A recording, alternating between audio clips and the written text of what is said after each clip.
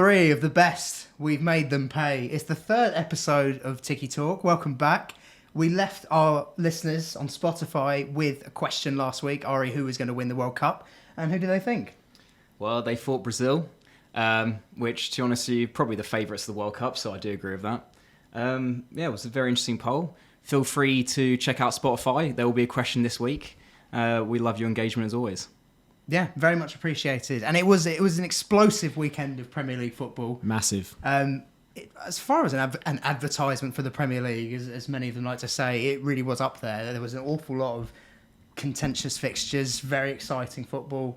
I don't know where we want to start. I'm guessing we're going to start at one place, to be fair. And I understand it, Chelsea Spurs. It's Tuesday when we're recording this. I'm still seething, absolutely seething, because I will say that it's flat out robbery. There was nothing about that game that I felt, yeah, you know what, I can see how Spurs got a result other than decisions. I understand any criticism towards chances missed. I thought Havertz and Sterling both should have buried them, Havertz in particular. But in European football, I would say, when you actually play Champions League and the VAR is far better, the referees are far better, Chelsea win that game 2-0, and I don't think there's any debate to be had with that one. No, I think 99 times out of 100, Chelsea win that game. It was just one of those, it was prime Barclays Premier League match where that is going to be a memorable game in years to come, obviously for you guys for the wrong reasons, but as relative neutral in terms of what the result was going to be, it was a great spectacle. I mean, I know that's little consolation for you guys, but as a Gooner, I just thoroughly enjoyed watching it from start to finish. I thought tactically, very interesting battle. Tuchel very much got the upper hand, you'd say, on Conte. But Conte, fair play to him. When it was still 1-0, they're riding the wave. He threw a couple of subs on. Richarlison made a big difference. And in the end, not a fair result, but you got to say it's kind of what Conte teams do. One way or another, be it decisions or otherwise, they hang on in there. Yeah, I mean, from an Arsenal perspective, couldn't be better. 2 managers red carded and a draw. Yeah. But when I look at the game, I think first half, I thought Spurs, for some reason, usually when you think of a Spurs away game, they put Kane dropping in, Son running in behind. But this time they decided to put Kane sort of lingering up front by himself and really push. He didn't drop deep as much, yeah. Yeah, and they pushed the fullbacks much further up. But I'm looking at going, Sessegnon and Royale, why are they your forward players? It should be like usually you think of Tottenham, as I said, away, Kane dropping in, Son running in behind, maybe Kulusevski not the same sort of pace, but whipping in balls. And we didn't really see that in the first half, which I found that quite strange. Second half, things definitely did change. Obviously, Richarlison coming on, and in terms of general, Arteta described it. In between the 2 boxes, Chelsea were by far the best team. Obviously, anyone can see that. But the key moments of the game are decided inside the opponent's box and your own box, and that's where the game was drawn, basically. I completely disagree. I completely disagree with this. I think we battered them start to finish. I would say there's 10 minutes where Richarlison came on, did have a lot of energy, Tuchel changed it, put Reece to right wing back. Suddenly you had that Havertz chance. The goal comes of about 5 minutes later. Both goals, I'm not having this. Like there's any credibility you can give to Spurs other than they stayed in it. They stayed in it because of the referee. This is a recurring thing with this referee. You know my thoughts on Anthony Taylor. I go into every game knowing this fuck is going to cost us, and he did just that. The first goal, I mean, whether that's a foul on Havertz, he's gone through the back of him. I believe last season they brought back a goal we had against Southampton that was 100 seconds before when the goal happened, that's when the foul took place. Really? This one was 44 seconds. They didn't do that. And if that's the case, fair enough. But Richarlison's offside and he's in the line of the keeper's sight. I've seen Ben Foster come out and say that today. I've also seen Dermot Gallagher and Mike Halsey. Yeah, that's the other one. Yeah. Come out and say every decision, all 3 were, they were fouls, it was offside, and then Romero sent off. That would be a free kick to Chelsea. The ball was in play from that corner. I cannot understand how they reached any of those conclusions. Mike Dean especially. I don't know what you're looking at or what you need to be looking at to not see that, all right, red card, cool, foul to Chelsea, and that's game done. I don't understand how that result could have happened with anything other than complete incompetency. And I'm shocked to see, or I'm not shocked to see, media defending it today, because obviously Tuchel's come out and he's massively slandered Anthony Taylor, rightfully so, because it is a recurring thing, like I said. And they've jumped to the defence of Taylor and saying, it's bad to question these things. No, it's a recurring thing, firstly. Secondly, you've had Klopp call out, was it Paul Tierney? from last night. Yeah. Yeah, he called him out after the Spurs game last December for a number of bad decisions. He was taken off VAR for the Chelsea-Liverpool game a month later, and I didn't see any media saying a word about Klopp calling him out. Suddenly now it's a problem.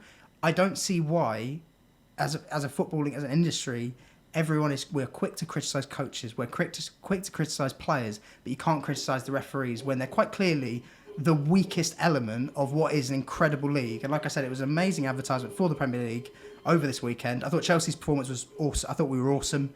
It put a lot to rest in terms of any doubt I had as looking at top four this season and thinking about, we need a couple more players. I thought we were awesome. I thought the performance was great, and it deserved a 2-0 win, and that was as far as I felt on it, to be honest. Yeah, I agree totally. As you mentioned, pure domination. My thing with, and the refs as well. Don't get me started. I hate the refs. I've never been a fan. They really need to upgrade. Conspiracy theory. They do it on purpose just to make the Premier League more entertaining. Bit of drama just to do it. I mean, they I don't know, but they were begging for that equaliser at the end. They were. Yeah, but 100%. But I still feel with Chelsea, right, that absolute domination, but it felt there was a lot of times the ball would go to Havertz. The link-up play was so nice. I totally agree. If there's any doubt of Chelsea fighting for top, they're not ready this season, that's all gone. The intensity was there. The fight was back. It was a great spectacle, and Chelsea are definitely, all the doubts are sort of, I think they're gone. But there was a lot of times, a lot of movement happened. He went down Havertz down to the edge of the box, and he was crossing in. There's just you need almost like Lampard. That's what I kept thinking. Where is Lampard? Where's someone coming in right at the end there just to get a head, get a volley, just come in at the right moment to get a goal? And I don't know if that's something that maybe to address in the market. I know there were talks about Aubameyang and stuff like that, but I want to know what your sort of thoughts about that situation. When you're watching Chelsea, where you're going, everything is just so in control, but it feels like there's one play missing on the pitch where you needed it in the side of the box. Well, we certainly do lack goals. That's not something I've ever shied away from. I just thought specifically with that performance, that, like I said, the Havertz chance, it's a ridiculous cross from Reece James, first of all, but how he's not scored that, I don't know. And it's a shame because I thought performance-wise, he was awesome. I saw he won the most duels, he completed the most dribbles. Technically, he was beautiful as well. Even the goal that came up, Koulibaly's goal, we haven't even touched on, which is, and his performance, which was sensational. We haven't touched on any performances. No, the actual... Sorry, I've been going on about refs. You've been ranting. I've been on one, right? I need to get this out of my system. Yeah, you love ref rant. Koulibaly was awesome, but even that came from a nice link-up with Sterling back hitting it to Havertz. Yeah. The football was really lovely, and even Ruben, performance-wise, really surprised me. Excellent. Yeah. But that's quite Ruben, though, isn't it? He sort of just turns up sometimes and just disappears. Yeah. He's kind of like one of those players you're actually so good, but then why are you not better? You just have everything there, yet it just doesn't work for you. That doesn't make sense. It's like an enigma completely to me. It's the flashes. I think Chelsea have got quite a lot of sort of period players in terms of they play well in spells and then they go very quiet. People like Ziyech, who I know irrelevant to last weekend, but Jorginho is a bit of a case in point. I thought he was excellent until that goal. Until that mistake for the goal, which he bossed the shouldn't have stood. And then I thought he was the best player on the pitch until that point, and then obviously he gave away a goal that shouldn't have stood. But I think there were good performances all over the pitch for Chelsea. Well, even the midfield partner, I thought that was Kante at his absolute best. Oh yeah, and then sadly was something that's so recurring and gives me a bit of an alarm there where we need to bring a midfielder in, because to be honest, I love Kante to bits, and you get that performance, you see prime N'Golo Kante, and then he's injured, and then he'll come back in 3-4 weeks and he'll play 1 or 2 more games like that, and then he's injured. It's a very recurring thing, but I thought he was awesome. And you touched on it earlier with Kane perhaps not dropping deep and Son being out of the game. We didn't let them get in the game. I thought Reece James did such a number on Son that you didn't see him for the entirety of it. And I thought Kante kept nicking the ball as he does when he's at his best like that.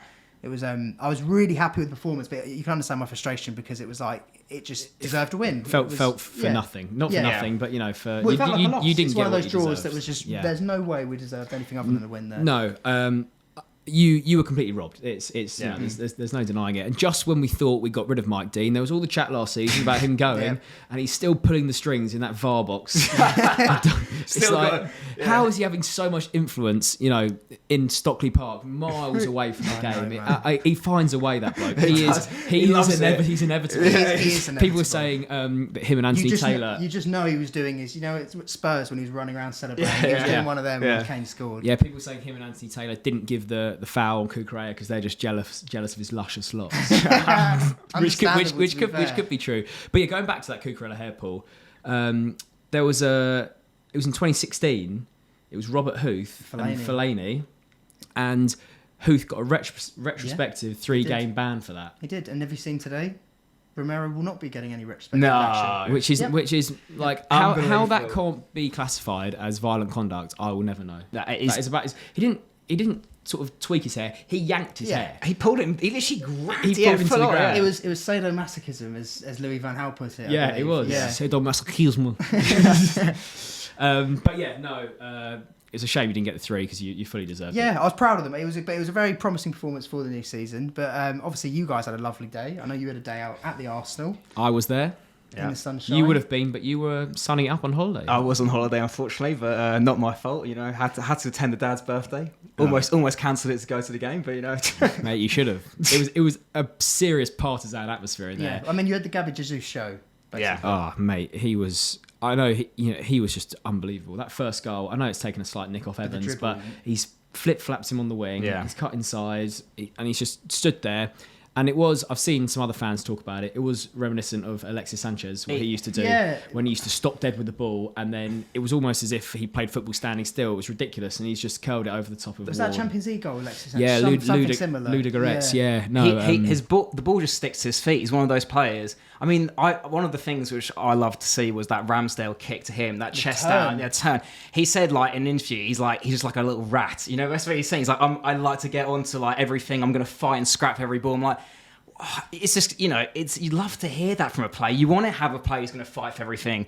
But I do feel, how many times this poll we're going to go on about Jesus? It could be too many times. It could be week in, week out. But I think I want to bring up a player which maybe doesn't get the credit.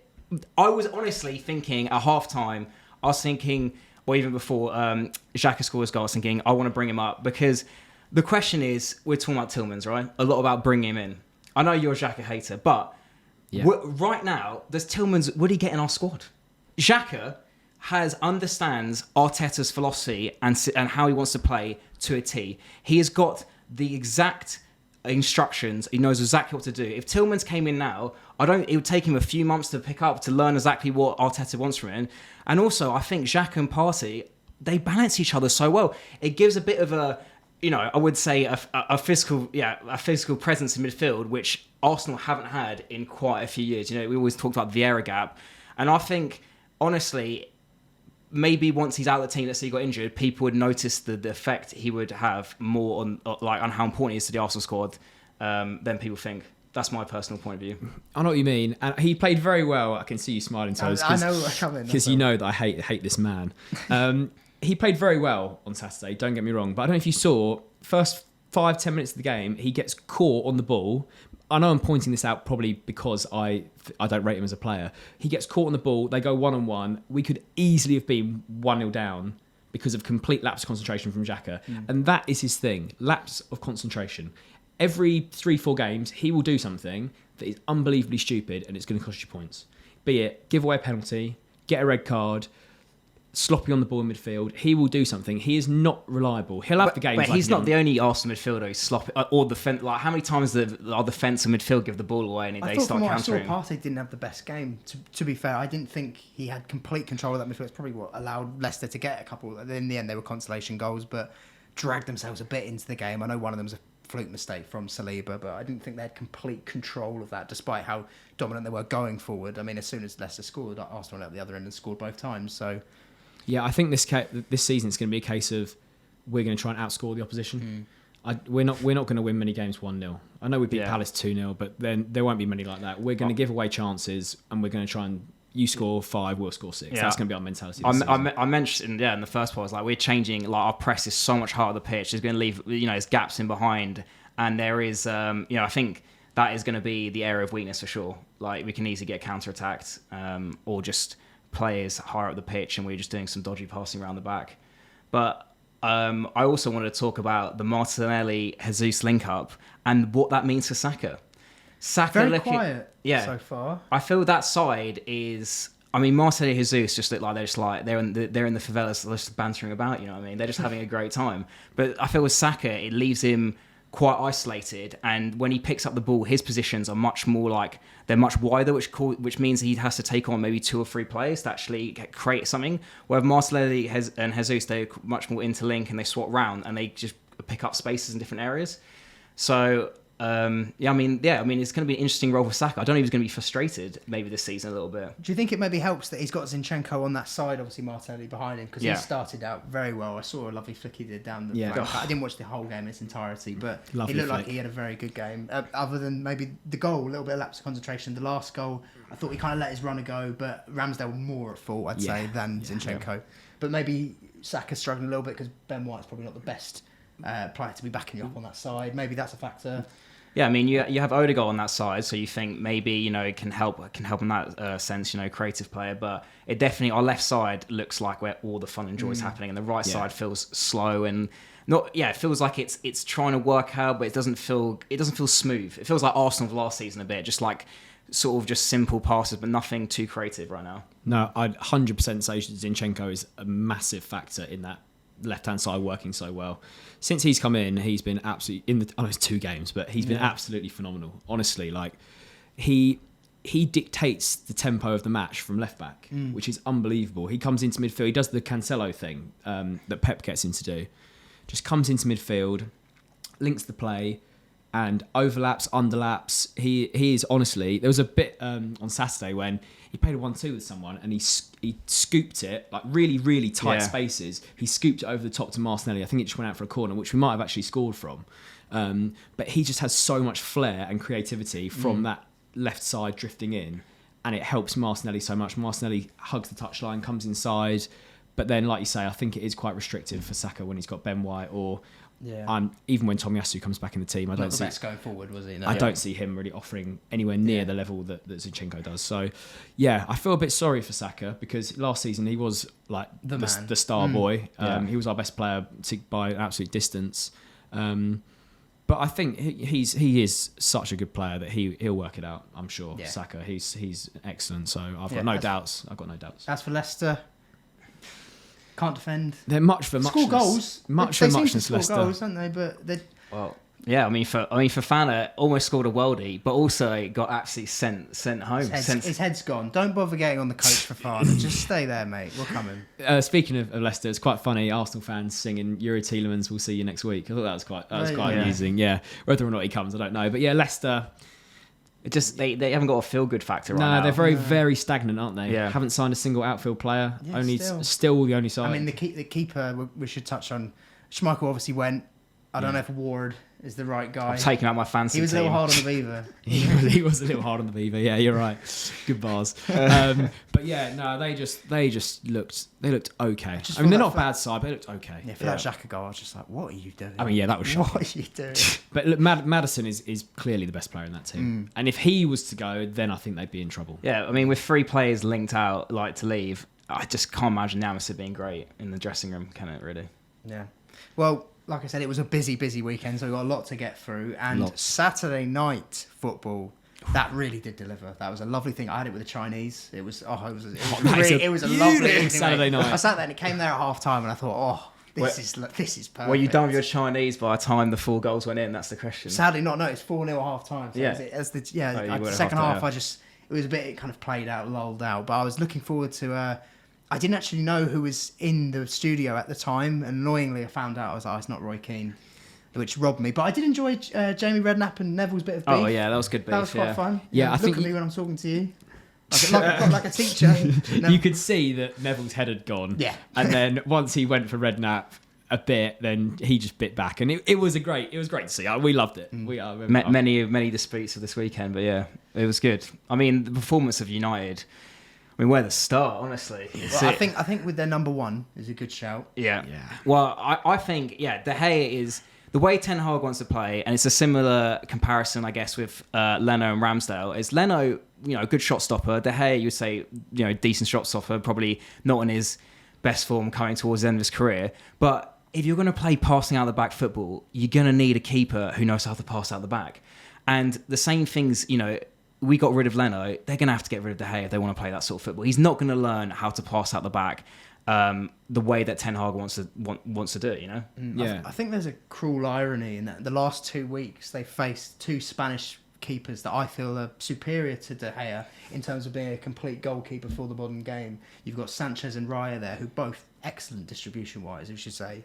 But in terms of how they come for crosses, in terms of they just don't stay on their line the entire time. I mean, if there was a goal that epitomises what is wrong with De Gea, it wasn't the first so much. Like you said, he has been a decent shot stopper over the years, but that shows you where his confidence is at. But that second goal, dawdling on the ball and then firing it into Eriksen when he has someone right up his backside, it just made no sense. Yeah, and on those goalkeepers, I'm pretty sure those two are in the Spain squad ahead of De Gea, aren't they? And rightfully so. Yeah. I've got a question. Do you think that while Ten Hag has De Gea, he should still try and play the way he wants to play, or wait until he gets the goalkeeper in to be able to play that way? Well, I feel they had. Well, do you want to? Well, I feel they had that debate. Carragher, Neville had that debate about Unai Emery about if you don't have the players, do you still play the tactics? And it's a hard one to sit on, but I do feel. You encourage them to play longer. You're not going to go short every time, but at the end of the day, you've got to try and lay your system down. You've got to show how they're going to play, the identity you're going to play. So if you're just going to be like, okay, we're going to have to abandon that all just because one keeper, then what's the point of coming in? You've still got 10 outfield players on the pitch, haven't you? But what I would say with those 10 outfield players, they're shit. Yeah. So is it a case of actually adapting your whole tactical setup? Because he's gone into this season with a similar approach to how he wanted to play with Ajax. Or how he did play with Ajax, rather. Yes, yeah. And obviously, we saw Pep do that in his first season, and Everton was smashing him 4-0, and he wanted his players to get used to it. It takes a bit of time. But we also seen Arteta when he came in. You guys played a 3 a lot of that run when you went on to win the FA Cup. You do have to be adaptable to your situation. When you don't have the players to play your system, as much as some of them will be there in the future. With United, it doesn't feel like many of them. And maybe you want them to get used to that system, but there's going to be a lot of faces there that they're not even going to be near Ten Hag's side in a couple of years, you would think, if they want to progress to be the level United aspire to be. So is it a case of actually, has he been a bit too naive here and they need to shore something up, maybe play a 3, be a bit more safe, pack that defensive midfield? I mean, it's interesting, like you say, Arteta, he kind of parked the bus when he first came to Arsenal because he realised that defensively we were shocking. And in order to get results, we had to play 5. Because with the 4, we were just going to ship goals. So I asked the question because I genuinely don't know. I don't know what the best thing to do if you were Ten Hag would be. Yeah, I feel tactically he might change. Maybe like formation might stay the same, but tactically he might change. Because I noticed something which I thought was kind of like, I was a bit like, is this sus tactics? Basically, when they had the goal kicks and everything, and I think Brentford sort of read this quite quickly. You have your standard, your forward the back. And they only have dropped one midfield. Eriksen was the one who would come deep, and they let all the other attackers stay really, really high at the pitch. And I just thought, like, that's great if you have maybe the best DM, Modric. Modric, it's players you can really take the ball and do it. Eriksen's a great player, but I don't think he's ever even played that style before in that position. And I think it left them stupidly exposed. And as we saw from the goals, Brentford just pressed. Basically, they know it's either going to go to Eriksen, left back or right back. And I mean, that's pretty obvious. Or it's pretty obvious to Brentford for where to press and how to get the ball back, and was shown by the goals as well. But even tactically, what we are ignoring here, and I saw a statistic, I can't remember the exact stat after the game, but I know at half-time they'd run 5k more than United's players. There was quite clearly a lack of effort when it came to United's. Some of the goals, I thought Shaw getting out-sprinted by Mbeumo, and Mbeumo is quick by any means, but I didn't think Shaw looked like he was busting a gut to get back, to be honest. I thought Rashford and Sancho's statistics were pretty pathetic. Yeah. There was a number of performances where I thought, you're not putting it in. I thought Ronaldo did try. I thought he was one of the few that... He had a couple of headers. I mean, they did very minimal, but I thought in terms of the lack of effort and how quick their heads go down quite clearly, because they had decent pre-season, and then that Brighton game's just put them back to square one completely. I think it might have been 13 kilometres in the end. Yeah, 13.8. Yeah. They made them run at training after it. Like the next day, he brought them in, and I saw people going, they're putting him at the players at risk. They're going to hit the red zone, the danger zone. They're going to get injured. I'm like, who gives a shit? Honestly, make him these are players, they're on massive wages, and they're literally. I've seen it so many years in my club. When you see a player who doesn't give a shit about your club, and it's so obvious, it's heartbreaking. Because you're like, I'd rather be on that pitch. I would show you how much I'd want to win more than you. And it's so make him work the extra harder. Show him what it means to wear the Man U shirt and what how it is to be a professional football player for that club. Yeah, and I think the other thing from that game is people have said it. You looked at the team sheets before the game.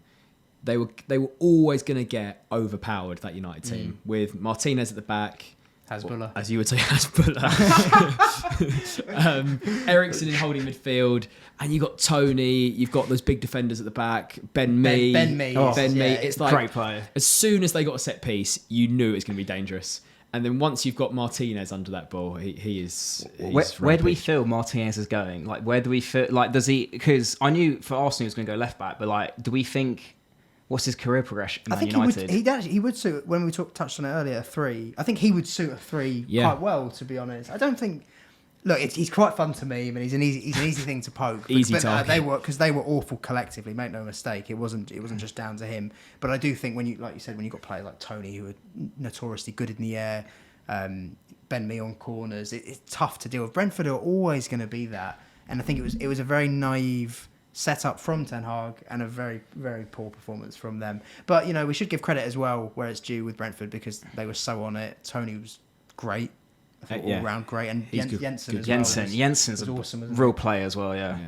One defeat in the last 9 games for Brentford. Is that right? Yeah. Can you believe that? Like, we were playing up for relegation before. Yeah. Now we've got United in 20th. Yeah, Might have to change our picks. Yeah, honestly. Actually, I saw a funny tweet. It was that was the worst day of Eriksen's career, and he's been dead. So I mean, that just shows you how bad it was for United. But can it get any worse? Who knows? With United, you can never rule it out. No, you couldn't. You couldn't rule it out. Yeah.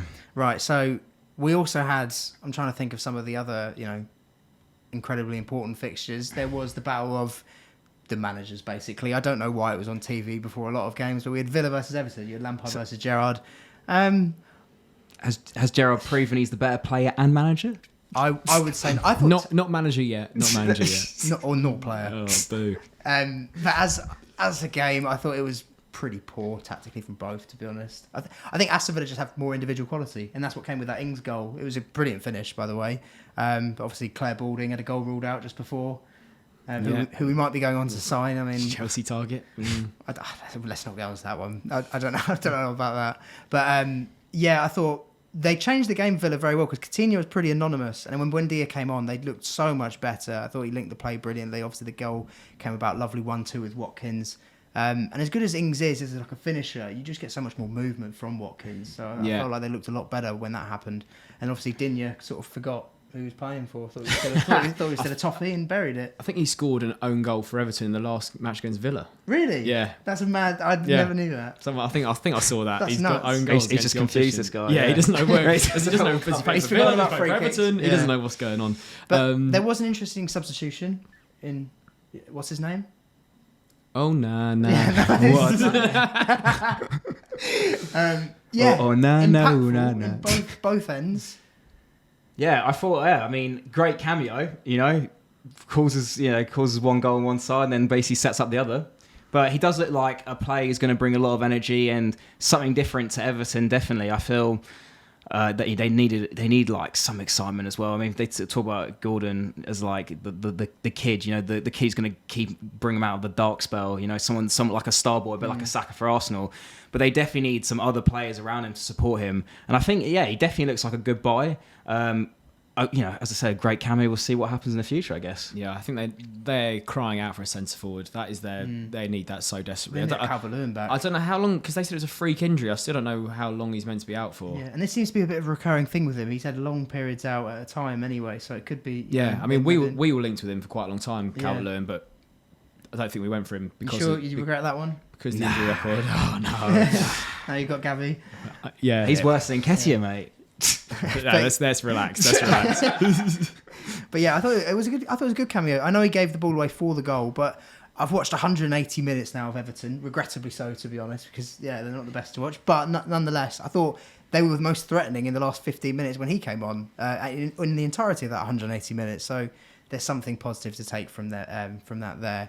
And then obviously we had Southampton Leeds, which had a bit of a comeback. Yeah, Desmond. Yeah, it was Southampton. I think it sounds stupid, but I think that's a big point for them. So earlier in the season to go down. Yeah, they could easily have gone a lot of games without getting any points on the board. It's good for them to get, even if it's just one, just get off the mark in the league for the season, because I think, like we've said before, they could be in big trouble come 38 games. I do feel as well, it just shows that they're still fighting for the manager as well, I do feel, which is like a good sign. 2-0 down at home, you're looking...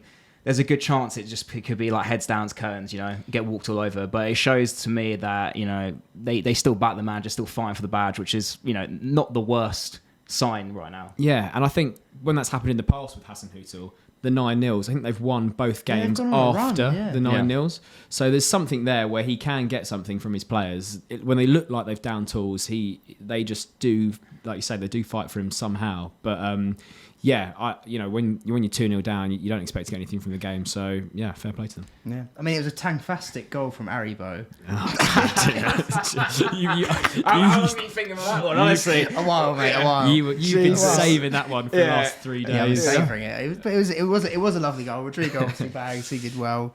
But yeah, I completely echo what you said. I think it's a big point for Southampton. Frustrating for Leeds, but they've had a good start to the season. That's a win, a draw, should have won, but they've started really well under Jesse. They keep marching on. Yeah, they do indeed. Marching on together. Yeah, let's go. No, they look a decent side because I mean, immediately you think they've signed a load of Americans. Lost Phillips, lost Rafinha. Bamford's out injured again. Yeah, they said that was just precautionary. Good. So hopefully he'll be back at the weekend, if not shortly after that. But yeah, I mean, I backed them to be right down there, and they've started with 4 points. Chelsea next, and then a good run of fixtures, I think, for them. So they could be looking quite tasty after sort of 8 or 9 games. They still got that like energy about them, that sort of just panache that you love to see from a Leeds team, to be honest with you. Yeah. Someone who hasn't started so well, quadruple almost winners, Liverpool. Yeah. Fulham draw away, and now draw to Palace at home yesterday. But the performance was good. I thought the performance itself was good. However, Palace did them open with one counter-attack and they punished them. And then they actually managed to grow into the game quite a bit, Palace. I thought Eze was excellent. Really good player. Zaha was excellent. Anderson, who we praised last week, had a fantastic game, completely got in the head of Nunez at a moment of absolute madness. I don't know what's going on there. Oh, how can you legislate for that? I just don't even know. It's just mental. When you think of Liverpool as well, I always think like it's like, Liverpool and City, they're perfect, they're polished. Everyone knows their role, and that was the first red card for violent conduct for Klopp Really? for Liverpool. Yeah, and where you could really, I was thinking like they are always perfect. Everyone knows their role, and Nunez has really, really messed it up here because. Now every defender's going to be coming at him. Every single, they know he's the gets agitated. You can get under his skin. He's a walking red card now. You just don't want to do that. You're 2 games in, your home debut. You're doing that. It's 3-game ban. It's not a great start for him at all, is it? Really? No. I mean, his performance to that point was pretty diabolical as well. Yeah. I mean, the chance he had when he hit the post, basically fell over his own feet. One in the second half, went 1-on-1 with the keeper, asking for handball. Again, basically fell over the ball. He is such an awkward player. But like you said, every manager is going to be telling their defenders to get on Wind him up. Yeah. He is a tough watch, but I would say he does always just seem to find himself in the right position, so he will just end up bagging. Yeah, but chaos he factor. is a tough watch on the eye. But wasn't that Werner as well? He always end up in the right positions. I think he's got a lot more physicality than Werner, though. When you've got 2 players who are crossing at either side consistently, I thought Trent was good last night in terms of that. Salah kind of fell out of the game, I felt. He sort of faded out. But someone I was actually in the first half a bit critical of, I thought Diaz sort of sometimes flatters to deceive, doesn't look too dangerous, doesn't be direct enough. But I mean, what a goal that was. Incredible goal. What I mean, a goal. I think Neville said it last night, he's moving away from goal when he strikes the ball. To be able to hook it back towards goal, being effectively facing almost slightly in the wrong direction. Incredible technique, great strike, good skill before that. Yeah, he's a serious player.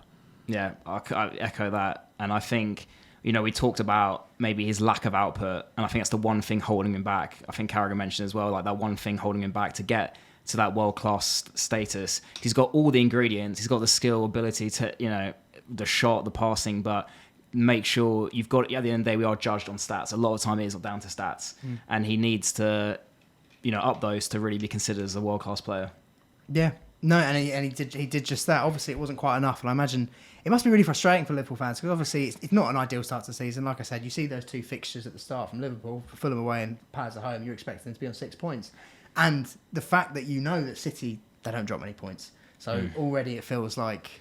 It felt like title done before the ball was kicked, but it feels certainly like this is going to be tough. You feel like they've lost major it's ground. August and you think, oh, we've lost the title. And City usually they start bad, so like this is ridiculous. Like they're literally going to be, could be really walking it. They haven't even gone on their 10-win streak near Christmas yet, and they're already 4 points ahead of them. And I mean, do you reckon Invincibles could they be? It doesn't seem to happen, especially when teams want to compete on all fronts. It doesn't seem to happen. I don't think. Yeah. City want that Champions League. City will want that Champions League this year. It's got to come at some point. But they did have a great game on the 3 p.m s. I know you guys are obviously watching Arsenal. I had City on, or did I? Legally, I definitely had it. Yeah. I watched it later. I watched the City game and I was as impressed as you'd expect. I saw a lot of criticism about Haaland. Ari, I think he had eight touches. Yeah. One of them's kick off. But this guy is just so effective. So he had, one of them he produced an assist for the first goal to Gundogan. And there was another moment just before that goal where Foden should have squared it to Haaland anyway. Had to be a sweaty goal. It's like he's got to do it. He's got to do it. I think he got hooked at half time, didn't he, Foden? Yeah, he did actually. I'll be surprised if that didn't have something. He did score as well, though. He did score. He did, yeah. I think Pep would have, teach him a bit of a lesson there. Yeah. He came out afterwards, didn't he, Pep, and said, we need to now know that, previously we've had false nines, we've had De Bruyne up front, whatever. There will be a player there now, Foden, for you to pass to. Yeah, we don't need to pass around so much. Yeah. He's always there, and he was always there. I mean, even his last touch before he was substituted, Haaland, he probably should have scored, but his movement was so good, the way he'd fake going inwards and then cut back for it. His movement was unreal, because I saw a lot of people highlighting that criticism and comparing it to Lukaku last season, and obviously I was subjected to having to watch Lukaku at times last season. It was a painful experience. And, to anyone trying to compare the two, the difference is the movement. This guy is consistently just dragging defences all over the place, taking out 3 players at a time. They're terrified. They're absolutely terrified. And De Bruyne's goal, which was a lovely goal, by the way. The finish is absolutely stupendous. But just watch Haaland in that, and that will show anyone what he's doing without having a touch. The guy is stupidly effective. Yeah, he occupies space and defenders, so it opens up the rest of the midfield, which is arguably City's biggest strength. Having Kevin De Bruyne having more time on the ball, that's only going to make him better. Let's be honest. Yeah, and obviously Cancelo was just doing Cancelo things for that. Yeah, I mean it's getting slightly boring now. I mean you can just expect it. He's just bit of Cancelo praise every week. It's going to be a regular thing on the pod. 100%. I mean, how can you not? He's just he's unbelievable.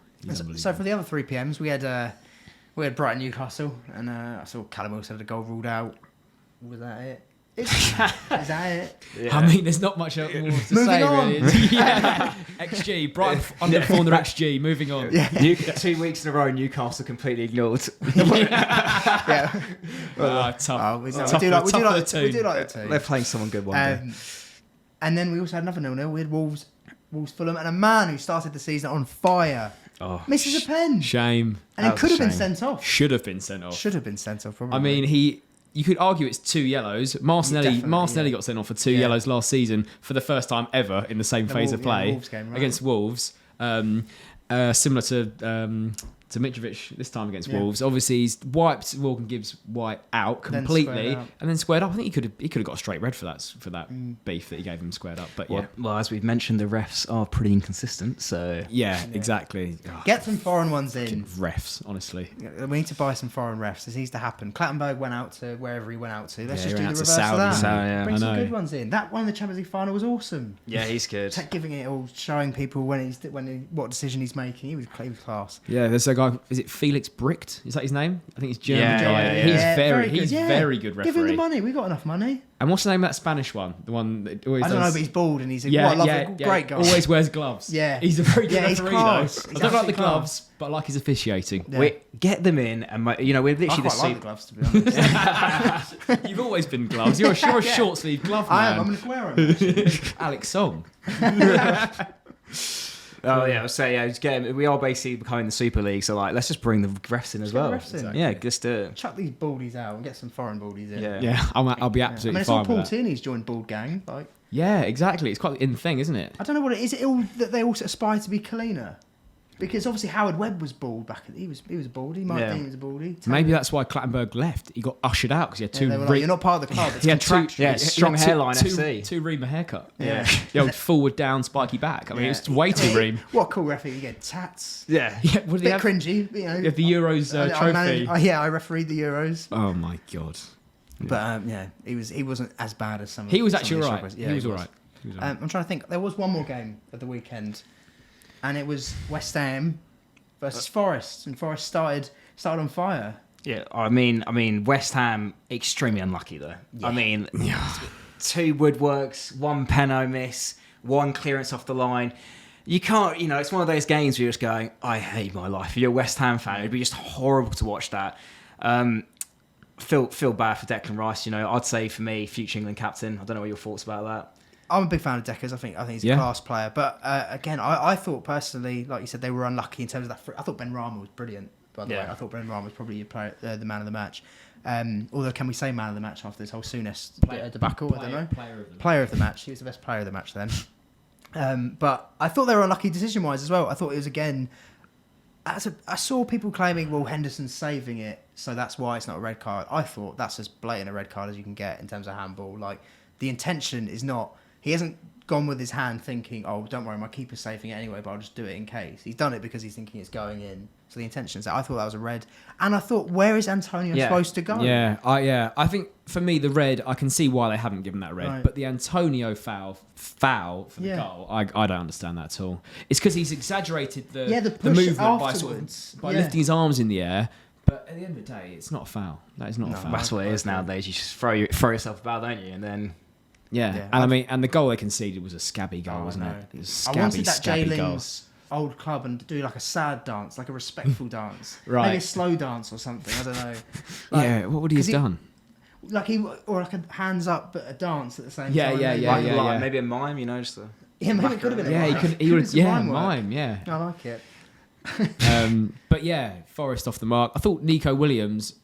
I know we sort of said we weren't sure about him last week or the week before, but I thought he played very well. Yeah, he was very good. And the striker was a real handful. I've just forgotten the name who got the goal. I actually can't remember his name either. They have signed That's so terrible many. of us. They've signed Well, so many. Well, they've got Mopai come in now. They've just signed Dennis. the Atlanta captain. Sorry, they've signed him Yeah. as well. I mean, this is Awar, is he going there? Awar might be good. Yeah. Awar's like heavily linked, and he was linked with big European clubs 2 summers ago. Yeah. They can have a Even proper last squad, but it's all about the gelling with them, isn't it? Well, the gaffer, I really like Steve Cooper. I do like the look of him. They're a great addition to the Premier League. Do you like the look of him, really?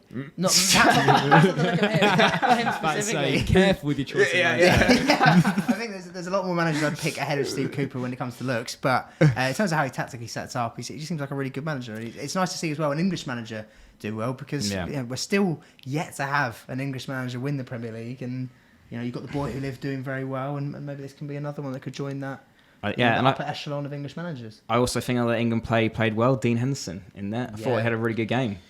Obviously needs a point to prove. With him. Yeah, could. Good. Although is he a pass out the back? He's not. I don't feel like He can't be worse. He saves that first goal. That's all I know. He comes for corners more. He saves Josh De Silva's goal. That's for sure. True.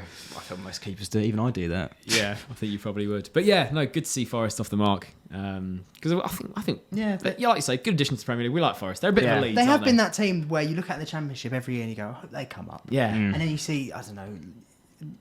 I'm trying to think of some of the teams that were like Bournemouth. Norwich, the yo-yo Norwich. Norwich, stay down. Stay down, Norwich. Don't you dare. Norwich, bottom of the Championship, 1 point after 3 games. Good riddance. Pookie, no goals. Oh wow. Good riddance. They're in trouble. They are. No, they're not, because they've harvested all that money they get when they come up from the Prem. They sell Buendia and don't reinvest it because they're happy to just go straight back down. They seem to fuck them. They have the same squad every year minus their star player. Yeah. Is Cantwell still playing for them? I don't want to see Pookie and Campbell anymore. Cantwell, I think he is still playing for He's them. on TikTok these days. Is he? Yeah, welcome, Todd. We'll have you on. We'll have you on. I'm just slagging her off. No.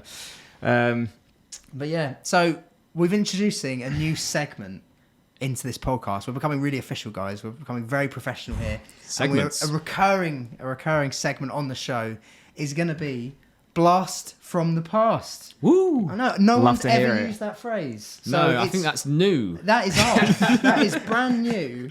We invented it. Blast from the Trademark past. right now. Yeah, Blast let's, from the let's get past. that copyright. Get it on a t-shirt. Yeah. Yeah, Yeah, 100%. you better be buying those t-shirts. So New merch Monday. Yeah. So each week, one of us will come up with a player, and it'll be a player that either perhaps we completely eulogise over. It could be a player we couldn't even remember, and it's a bit of a, oh wow. That guy? Yeah, that guy. What's Yeah. he doing here? It could be that, or it could be someone that we collectively think, fuck me, he was awful. I'm waiting for that one, honestly. Yeah. So it's going to be a mixed bag, but each week it'll be fun to go through there. Obviously, I'll start this week's one. And just as a disclaimer, we don't know who this player Oh, I is. have no idea, yeah. No, each week, two of us will be blind, and one person will come with their case study, or not so much a case study, but topic of conversation. So this week's blast from the past is Oh. Dino. It's Ronaldinho. Oh, nice. I'll tell you what, you started very strong there. Yeah. You started extremely I strongly. thought- Go on then, tell us about Dino. I just wanted to talk about him because this is a player that I think, especially our generation, we all grew up loving. It was, and none of us supported any clubs he played for, which is a rarity, especially for me as a kid. I was so Chelsea focused.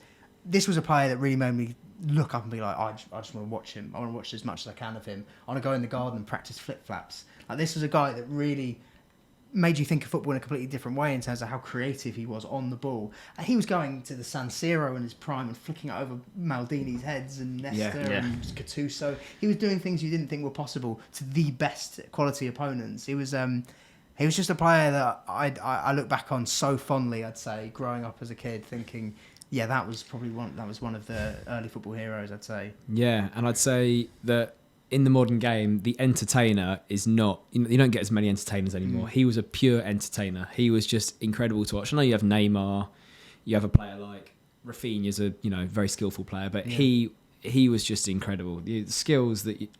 He effectively invented the flip-flap. Let's be honest. And some of the goals he scored, overhead kicks. The one that sticks out in my mind is obviously the Champions Chelsea League one. one Yeah, against yeah. Chelsea. That's a classic, When yeah. he's standing stationary and he sort of jinks with his right foot, left, right, and almost toe punts it in the Well, top that left was always corner. so mad. I remember growing up as a kid, you'd always think, if you're playing football with your mates, anyone who toe punts you, you're like, he's shit. Yeah, He's yeah, dreadful. That was the standard, Yeah, wasn't you'd it? be like, Toe- anyone yeah. toe punting that was your litmus test to know, like, I'm He's- not yeah. picking him on my He team. can't play ball. He's No. dusty. Yeah, he's terrible. Who is Yeah. this? With these clunky school shoes, toe Yeah. punting it about. Yeah.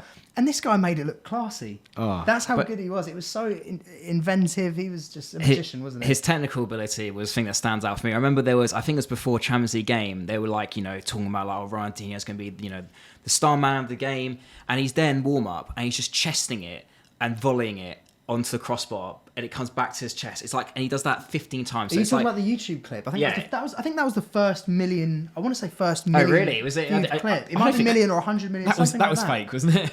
Well, No, only with Dino would you say No, it might not be I fake. was watching that. I didn't even know it was a believe the ball YouTube was on a clip. string, Yeah. some sort of string mechanism. That must have been fake.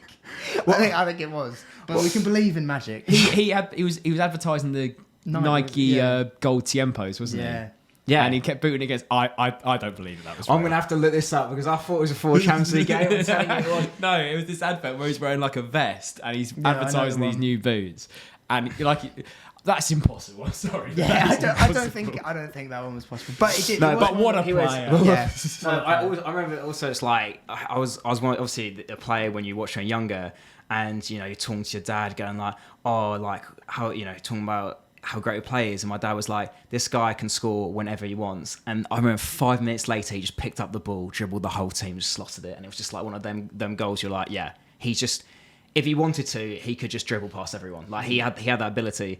And something also that probably goes under the radar, what a mentor for Messi. Like Messi contributes a lot of his success down to Ronaldinho and having that leadership and mentorship over him. So, I mean, would Messi be... I mean, obviously it would have been great, but maybe Messi got a little bit more, he's got a better player because of Ronaldinho. Yeah, and I'm pretty sure I'm right in saying that Pep got rid of Ronaldinho because he saw how, he was like, we need to get rid of Ronaldinho because Messi, he's that good. He needs to be the star man of this team. But like you say, probably learned a thing or two from Ronaldinho. But it just shows you. I was just going to touch on it, actually. He was one of my earliest footballing memories in that 2002 World Cup remember watching in like year 1, sat around the TV at school because it was weird timings in Japan. Yeah, it was like 8 o'clock in the morning or Yeah, 7 o'clock in the and he morning. lobbed semen, and I was. I remember I've worded that badly, but he scored against David Seaman with a lobbed free kick. Yeah. He saved that for after the Yeah, I think lobbing semen's a different kind of sport, to be honest. Yeah, exactly. Yeah, but yeah, I remember watching that game, age 5 or whatever, being absolutely heartbroken. I know, Absolutely but heartbroken. that was the first introduction I had to Ronaldinho. Yeah. But what a player, and it's a shame he kind of tailed off, like the party life, I think. Milan. You go to Milan, it's a lovely city. You know, he had a good time, I think. He's a bit like Maradona, isn't he? Obviously, a bit of a playboy, a bit of a party boy. Yeah, well, I see him now in jail sometimes. Yeah, he was in jail. What's going on there? But he's out now. He's making, I think he's got an agent. You can actually contact him. I remember looking at Dino. On the pod. Yeah, exactly. Isn't he bankrupt? No, but he's doing like some other things. So like you can contact his agent. If you type on like Ronaldinho's agent online, you got his number right there. Like he's just doing like a lot of things. Mystery Kit, have I got a client for you? Get the Dino sales. But 14.5 million followers on Twitter. I mean, he's got coverage. What's you know he what I mean? tweeting? What is he I tweeting? can't imagine Dino tweeting, to be honest. I imagine just playing football on the beach these days. Jogger Bonito, that's it. Yeah, That's exactly. the only thing he tweets. But didn't he go to prison for faking a Paraguayan passport? It was something. Yeah. Is that right? And then he won a football tournament, won a hog roast. Is that right? It was something like that. But I always see that from those accounts. I think surely that is utter shite. But he went to it was jail for that though. Yeah, but I don't know about the, It was the probably tournament. lad, it was probably lad Bible, wasn't it? Yeah. But something you touched on earlier, I think you brought it up in regards to Neymar as a comparison, and I see this on social media touted around, and obviously a lot of the younger ones have seen Neymar growing up more than they saw Ronaldinho. We've been blessed to have seen both over their careers. Where do you stand on who's the better player there? Because I'd say I feel quite strongly that in their prime, I'd probably still pick Dino. But I think like career-wise, if you look at it with longevity and everything, you'd probably have to go Neymar. Say he did it longer. But I think at that 3-4 year period of Ronaldinho it just felt something. It felt different. Yeah, I mean Dino's got the Ballon d'Ors, which means he was the best player. But he didn't have Messi and Ronaldo in their prime to compete with. So obviously, that is definitely a factor. I do think I agree with you that Dino in his prime probably edges it, but I think Neymar is. You hear it on other pods, people slanging off Neymar. Neymar is so Neymar's underrated. Unreal, man. He's so underrated. I think he's an absolute talent, and it's a shame because I think a lot of people have that perception. He went to PSG and everything, and it sort of ruined. Once people have sort of an idea of him, it's he's in the Farmers League now, but like he's the all-time top goal scorer for Brazil. He's an unbelievable technician, and again, one of the rare players you see who have that ability on the ball. And you say you don't see that anymore from any player. This was a guy who had me watching Olympic football. Yeah. I watch a lot of football, a disgusting amount, too much if anything. I do not bother with the Olympics. I do not bother with Olympic football. And this guy in 2012, I was watching that just to watch Neymar. I was watching highlights of Santos games to watch Neymar. Like, he was a incredibly special talent, and it was at Barcelona just absolutely sensational. And like you said, that PSG move did derail things. He has a lot of injuries over those years, but even then he's had a great run in the Champions League and some magical performances there, and I feel like that's starting to click again. And his stats are actually outrageous. That's what I was going to say. If Dino was in the modern game, and the modern game is, as much as we dislike it, so heavily influenced by stats, numbers, I don't think Ronaldinho gets the numbers that Neymar gets currently. If he was in the modern game, I'm not saying that's a means for comparison. No, I think to see who's a better player, but I don't Neymar's think more effective. He wouldn't get the numbers. As much as we'd love watching him, he wouldn't get Neymar's numbers. He gets so many goals and assists, albeit in a Farmers League. He gets ridiculous numbers. Barca was terrible.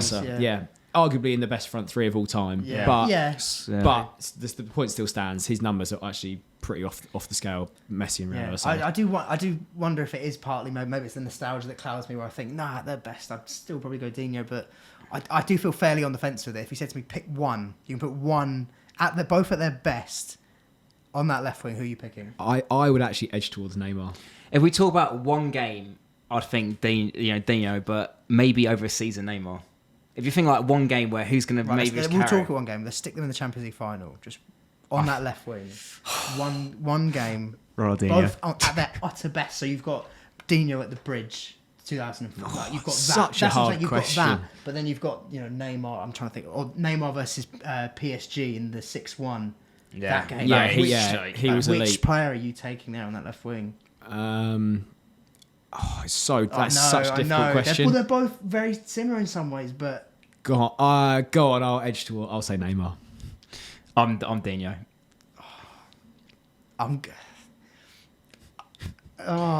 Both those performances are so just ridiculous, Iconic. absolutely ridiculous. I'm gonna go with Dino. I'm gonna go with Dino just because I think he had a little bit less help than Neymar in that team, but it's so tight. It's so tight. But we will leave that as the Spotify question for this week. Chris will stick that in.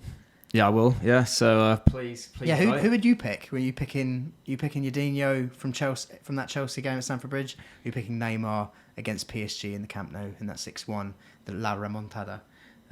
But yeah, it's been a lovely chat. There was a lot to go through this week. Obviously, it was a hectic weekend of football.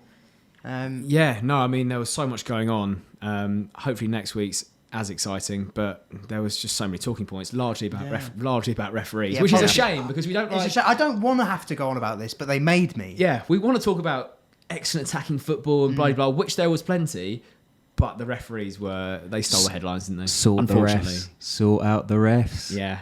This is a plea to the Premier League. Please sort out your referees. Get me as a ref. I'll do a great job.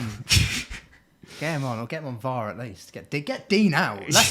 Come on, he's retired now. It's time to go, as Claude would say. Yeah, he's just hiding, isn't he, in some stupid room somewhere in Stockley Park. I bet he loves the power as well. Now he's he loves it. And now he's behind the screen. Yeah. He doesn't get abused. I think he would like that. I think he would like the abuse. I think you're right. Yeah, but he's like the Hunger Games, like the game master. He's like behind all of it, just yes, we send red card now. No, for that Chelsea game, he 100% went, tell him I'm checking it. Tell him I'm checking it. It's all good. Yeah, but he's just staring. Wait, show them the replays. Yeah, tell him it's all good. And he's just staring at himself in the mirror because he loves himself that much. Yeah, just a mirrors everywhere in the VRC. Yeah. He's not looking at any screens. I saw a tweet where it was like it was all the VAR screens. It was just like Fortnite screens. It was just saying that's what's going on. But yeah, it's been a lovely episode. I've really enjoyed it. Obviously, like I said, annoyingly, it was ruined a bit by the referees, but we hope everyone did enjoy the podcast. We're obviously here on YouTube. We are also on Spotify for audio listeners, and you got the highlights at TikiTalk. No, not that. Sorry, TikiTalk podcast on TikTok. So we'll see you guys next week. See you guys.